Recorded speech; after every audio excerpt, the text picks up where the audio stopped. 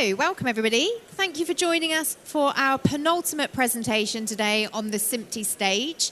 If you want to hear more about SMPTE and the work that we do, or talk about membership, you can come to our booth just over there and speak to one of us, and we'll tell you all about the work that we do.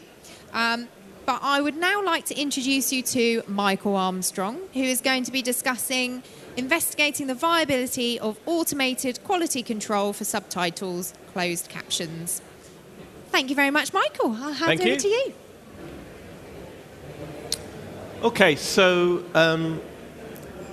my label is Associate Staff, University of Dundee, and a member of the UK Subtitling Network, neither of which are funded posts. So if anybody's interested in funding further work, I'd be very much interested. So I used to work at BBC Research and Development, and between 2012 and 16, I led a small team investigating live subtitle quality.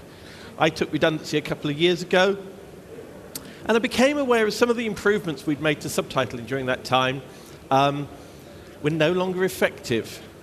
Basically, my partner would shout at me from the other room, "The subtitles are on the previous story," or "the story before that." And I'm going, hang on a minute, I thought we fixed that.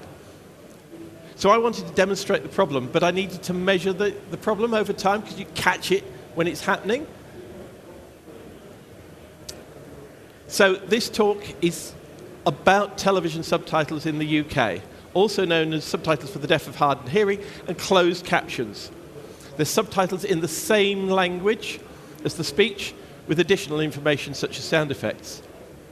Subtitles for translation and translation subtitles for the deaf and hard of hearing are an entirely different problem. The two get confused enormously, and that degrades the research.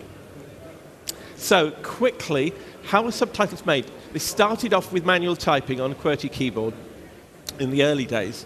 Then, to do live subtitling, they moved to stenography, so typing in shorthand. The BBC R&D produced, in the late 1990s, re-speaking, which is single voice speech to text, with somebody re-speaking the words so that the speech to text system of its time could cope. We also then, one of the ways in which we dealt with some of the timing issues was formatting subtitles from scripts and autocue feeds. And most recently, there's now the automatic speech recognition directly on the speech of the program.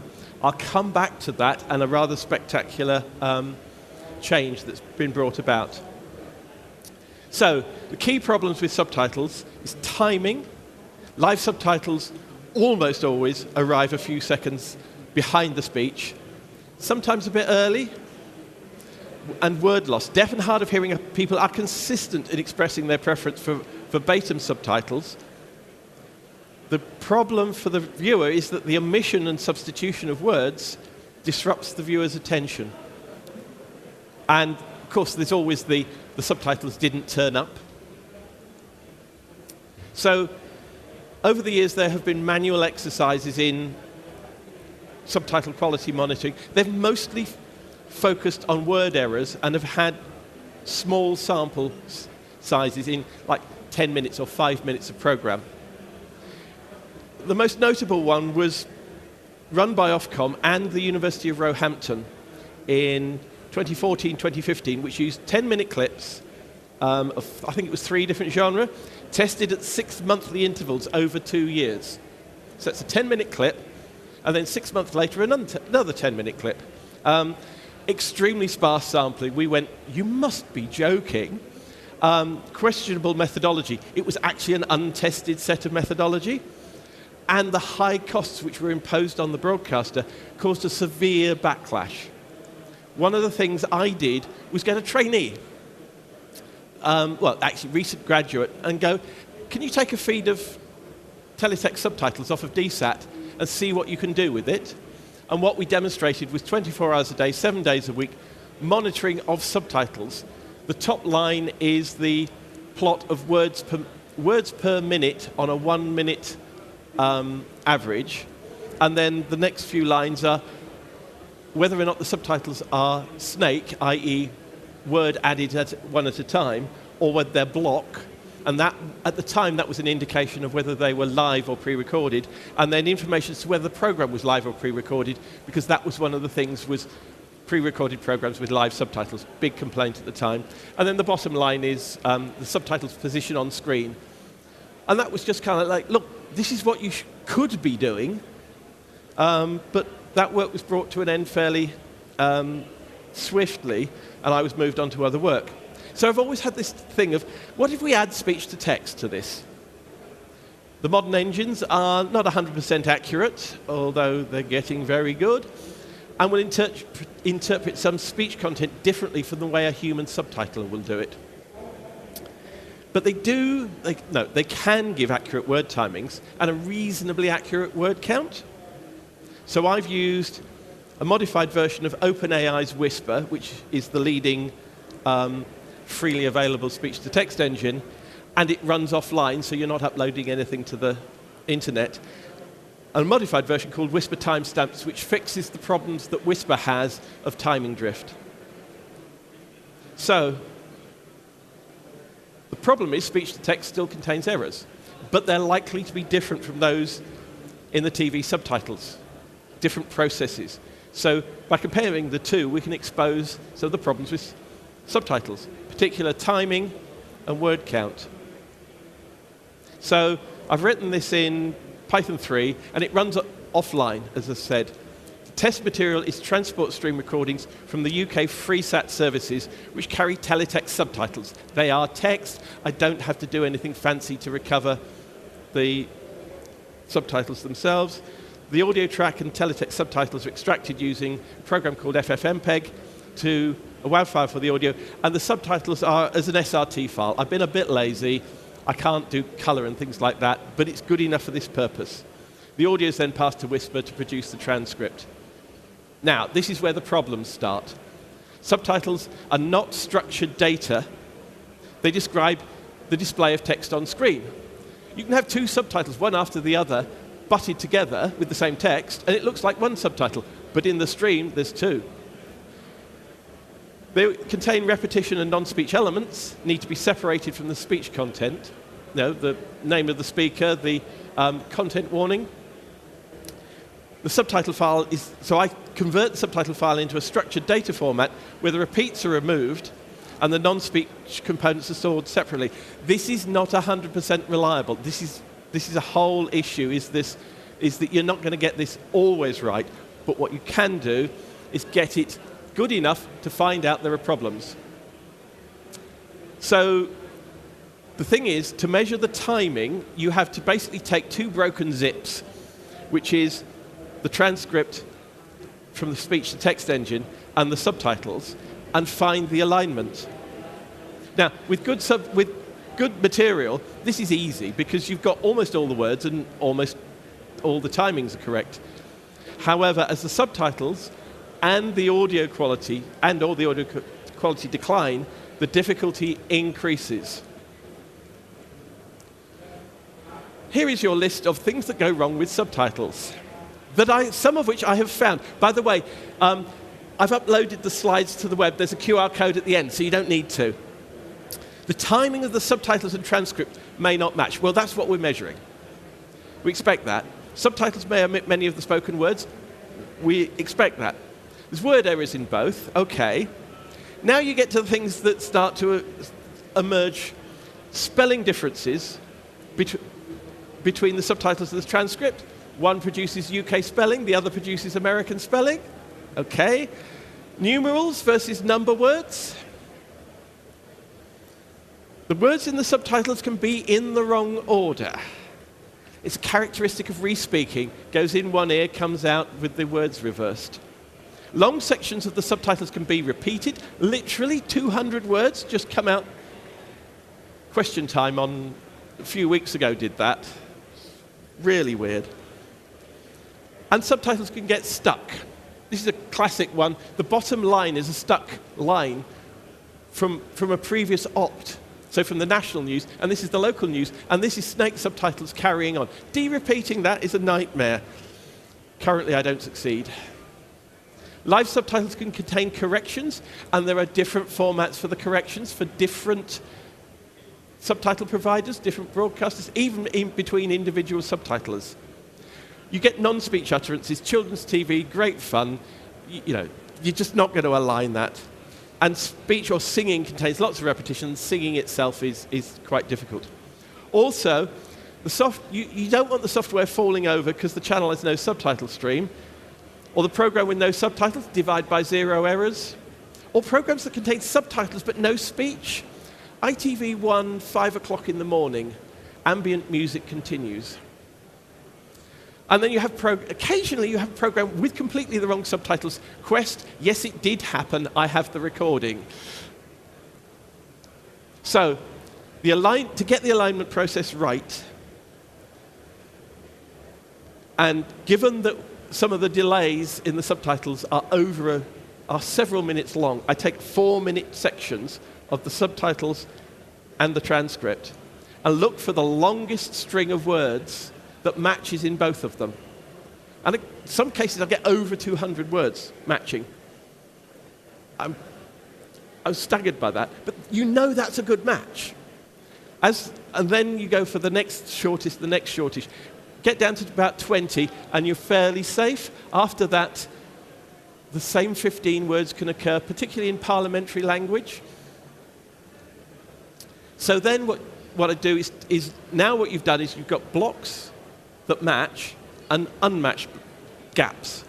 So dive into the gaps, and now you can go down from 20-word strings to 3-word strings, and then a final pass where I look for those differences in spellings, numerals, compound words, and contractions, but ignore the most common 20 words. The is a very common word for the first word in the subtitle, so just don't match an individual the. So, right, throw it a nice, clear program with high-quality subtitles, pre-recorded factual programs with a clear content, let's say David Attenborough. The word count differences are less than plus or minus 1%. The timing measurements are within plus or minus 1 second. And most of that variation is in the subtitles. And it's in there for good reasons. To do with pace and timing and just edging the pace so it's not easy to read. And then the software manages on those programs to align over 97% of the words. So it works. The results are then plotted against a timeline as a series of graphs. Subtitles over 10 seconds are effectively useless. This is some earlier research I did. Your graph hits the 0 for quality at about 10 seconds. So that's indicated by a red line on the plot, with a green line for 0 delay, so correctly timed. I've put orange markers on the red line at the top to indicate word at a time subtitles, so snake, and orange markers on the green line to indicate block subtitles. So, this is a nice example of a live program for the first 40 minutes with commercial breaks. And this is a scattered plot of the timing. So each dot is a matched subtitle timing. And what you see is a delay of between 3 and 7 seconds on the live subtitles. That's a re-speaker doing really well. And the commercial breaks, you can see, sometimes there's no subtitles, but they're pre-recorded subtitles block, and they're timed correctly. At 40 seconds, you get the program junction, and then the following program is pre-recorded, and you can see the timing nicely sits between plus or minus 1 second. Sorry.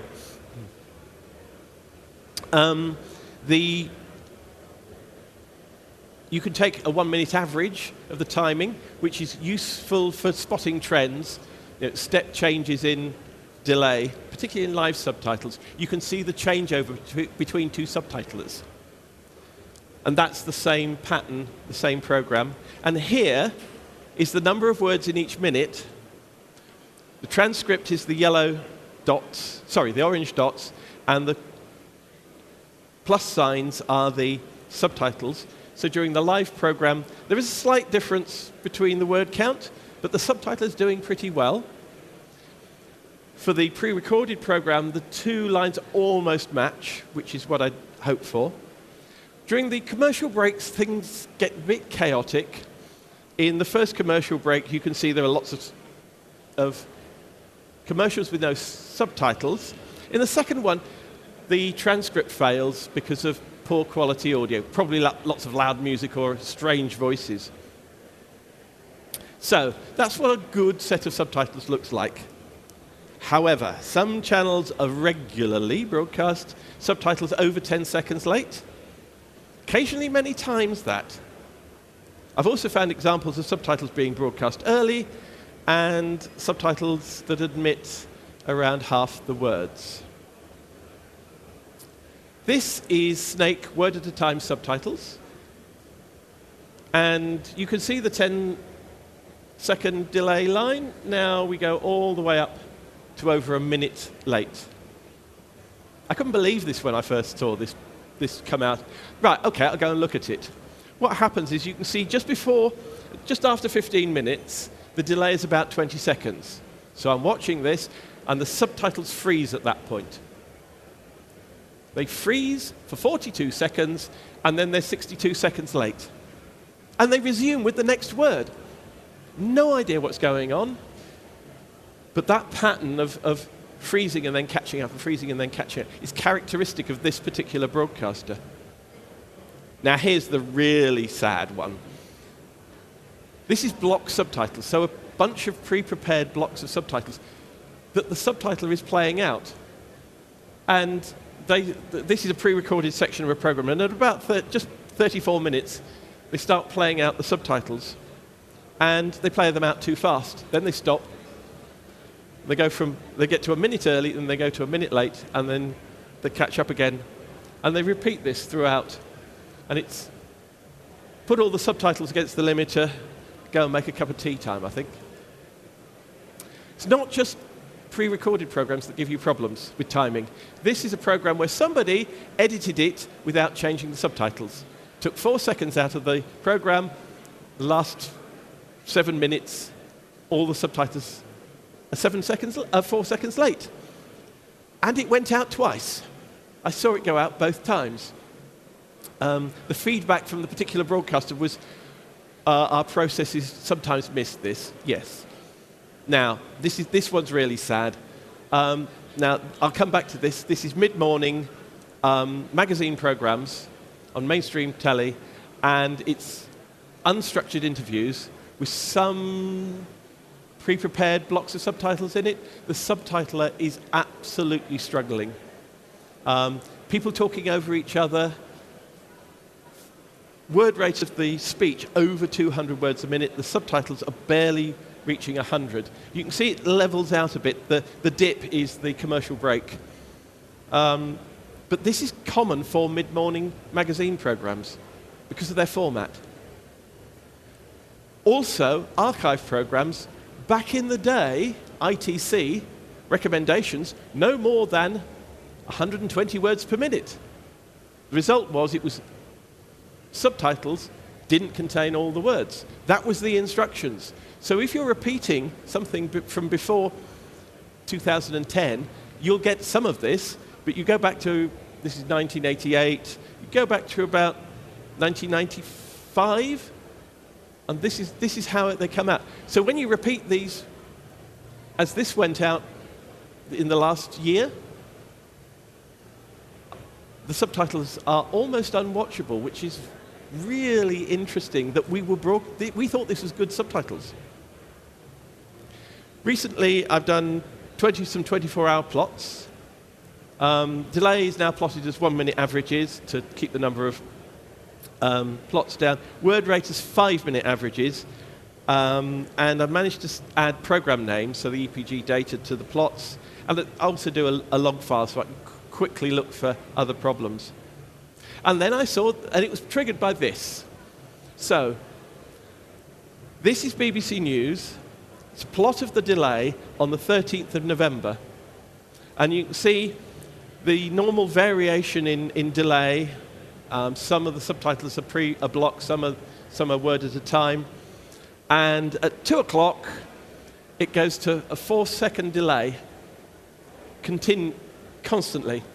This is automatic speech recognition being trialed for BBC News Channel. The results are so consistent, it is robotic.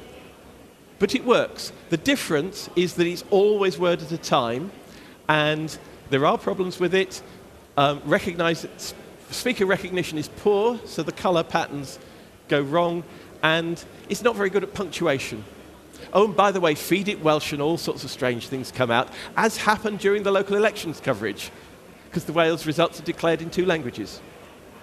If you look at the word rate, you can also see that up to 2 o'clock, the orange line, this is the transcript. The subtitles aren't keeping up with it, what you'd expect for a re-speaker. After 2 o'clock, the 2 track to within a few percent. So the ASR is actually able to cope with higher speeds.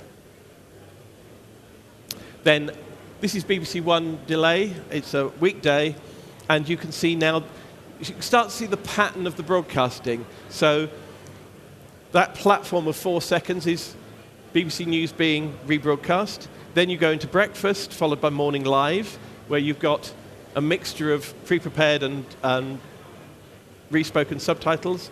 Then you go into pre-prepared, pre-recorded programs. Then you've got the news, live, and then you've got the news again at 6 o'clock, which is live, followed by the One Show. And then it just happened, this was Match of the Day at the end of the day. But you get some feeling for the rhythm of subtitling. And look at this, morning live. Same problem as I showed before, rapid speech, people talking over each other. This is a factual program, but the poor subtitler can't keep up. Let's look at ITV. Slightly different pattern here. Obviously some glitch during Good Morning Britain pushed the delay up. But lots more live programming extending up to lunchtime on ITV1. And then the same pattern of ITV. Oh, by the way, the little flat towards the end is ITV1's regional programs are ASR as well. But here's the same pattern of word loss. Same sort of magazine programs, multiple speakers talking over each other. This, if you want the hard problem that AI should be tackling, this is it. This is your research project. It's hard. I'm not sure that ASR will particularly tackle it. The interesting one is the politics show on BBC Two is also on BBC News, and that's now ASR'd. So if anybody wants to do a comparison piece of research, that's your target. So, to conclude, the quality of some TV subtitles is still a significant problem, but I've been able to demonstrate the viability of and value of automated subtitle monitoring. I've been feeding back to some of the broadcasters, and I'm being shouted at a lot less from the other room about subtitle delay. So I think there's been an impact. This is a proof of concept, a work in progress. It's not a finished working machine. And there are many other issues that are emerging from the results I've got, and I have way too little time to talk about them. I'd like to acknowledge Dr. Mike Crabb, who gave me the associate staff status so I could get to all the research libraries at Dundee, and Carol O'Sullivan, who's at the University of Bristol, who dragged me into the UK Subtitling Audiences Network. And if you want to see the slides, that's my website, and on it is the IBC paper that I presented back in September. If anybody's has anybody put any questions on Slido? No? Oh, yeah, let me just, I need to log in. Anchor-based alignment needs unique n-grams existing in both streams.